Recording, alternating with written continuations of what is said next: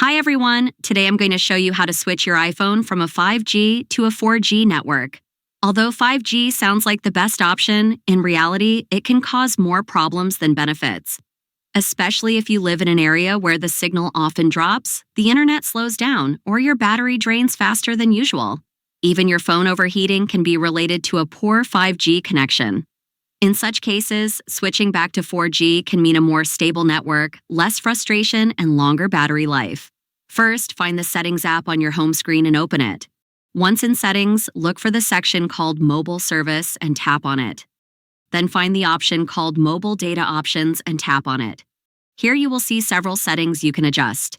We're interested in the option Voice and Data, tap on it. This will take you to a page with available network options. To switch from 5G to 4G, simply tap on the 4G option, and that's it. If you don't see a 4G option on this list, it's very likely that you'll see LTE instead, which is actually the same thing.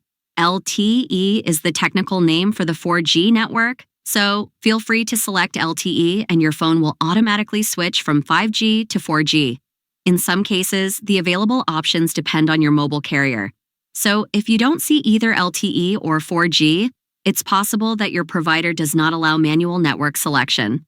In that case, we recommend contacting your carrier's customer support for more information. If you found this video helpful, please leave a like and subscribe to my channel for more videos like this. You can also turn on the notification bell to always be informed when I upload new videos. Thank you very much for watching, and see you soon.